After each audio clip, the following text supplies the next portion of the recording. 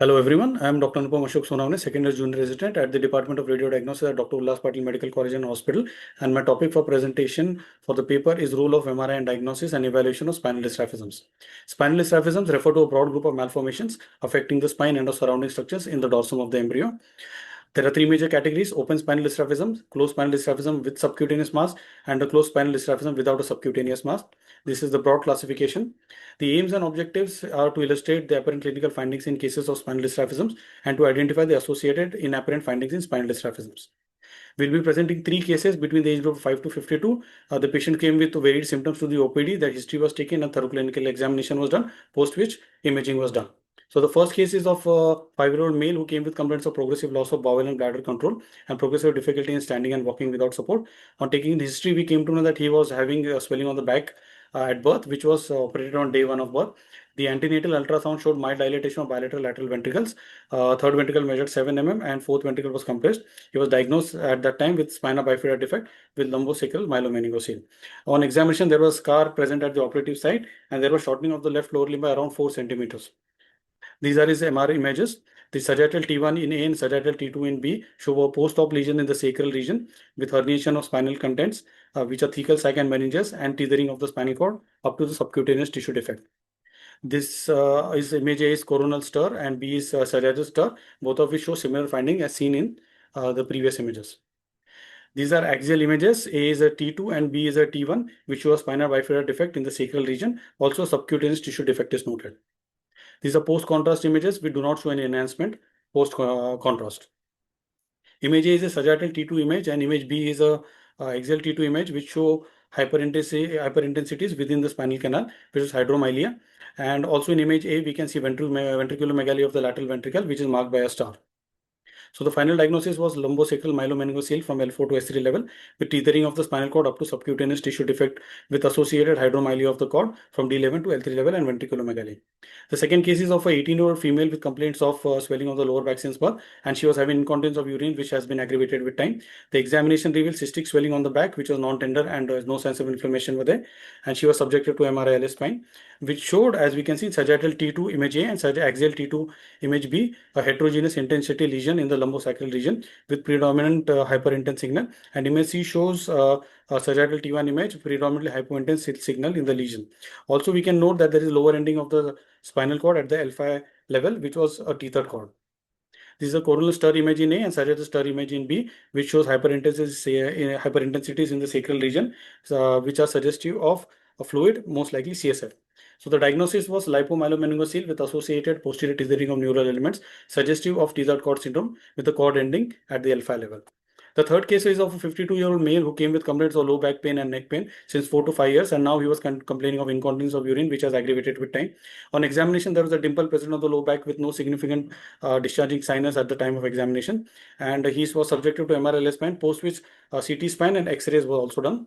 So these are his images. The sagittal T1 in A and sagittal T2 in B show spinal cord ending at L4, L5 level. A linear hypointense tract in image A and B is noted, extending from the skin surface to the posterior spinal canal at L3, L4 level, which was consistent with the dorsal dermal sinus. The coronal stir image in C shows the lumbar spine having scoliosis towards right. These both images are T2 weighted axial images showing posterior vertebral defects.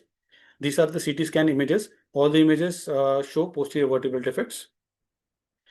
These images A, B, and C are axial T2 images, all of which show a bifid spinal cord with two hemichords up to the L4, L5 level within a single dural sac. There was no evidence of any osseous or fibrous spur or septum, so the findings were consistent with type 2 diastematomyelia.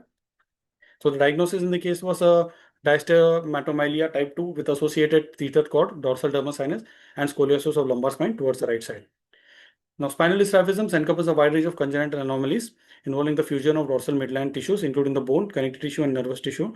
CT, USG, and conventional radiography were initially done, but now MR is the gold standard. So, in myelomeningocele, the higher spinal lesions are more severe, and it is a leading cause of neurogenic bladder in children. Spasticity, vertebral anomalies, and recurrent tethered cord have been associated with myelomeningocele. Limb discrepancies, as we saw in our case, equinovarus or valgus and unique foot size may be present. Majority cases are associated with Arnold Chiari 2 malformation, as may have been the case with our case, and posterior fossa malformation is often complicated by hydrocephalus. Lipomyelomeningocele features can vary substantially depending on the relative size of the lipoma and the meningocele, along with the orientation of the neural plaque. We need to know that specialized testing is important in cases of myelomeningocele and lipomyelomeningocele, such as urodynamic studies and neurophysiological studies to assess for the neurological dysfunction. Diastematomyelia, also known as split cord malformation, is of two types broadly. Type 1 is characterized by hemichords in separate dural sacs with a rigid osteocartilaginous septum, and type 2, where both the cords share a single dural sac. There are delayed symptom onset in adults due to gradual spinal cord strain or traction on both conus medullaris. Adult patients often lack skin or skeletal abnormalities, which may be seen in pediatric cases. So this diastematomyelia are challenging to diagnose due to the subtle non-specific signs. Hence, MR plays a very important role in diagnosis of such conditions. So the conclusions of this paper are that spinal dysraphism can present with a varied clinical spectrum. Usually patients present with masses or swellings in the midline of the dorsal part of the body with cutaneous manifestations. They can also present with low back pain, neurological symptoms with no apparent external defect. So when diagnosing the spinal defects and associated hydrocephalus in utero, MRI, a fetal MRI plays an important role. Even after surgical intervention, as we saw in the case, disease progression may happen due to uncorrected, unidentified underlying conditions associated with spinal dysraphism. MRI provides excellent tissue differentiation, particularly of lipomatous tissue, with reproducible and comprehensible section planes and relative operator independence. MRI is the diagnostic modality of choice for this, and MRI is beneficial for children with suspected spinal dysraphism as it can be performed without ionizing radiation. There are no biological risks, and there is no need for any intrathecal contrast media. So all in all, given the rarity and complexity of such cases, a multidisciplinary approach involving neurosurgeons, radiologists, and rehabilitation specialists is indispensable for optimizing surgical planning, patient counseling, and long-term follow-up. These are my references for today's paper presentation. Thank you for your valuable time.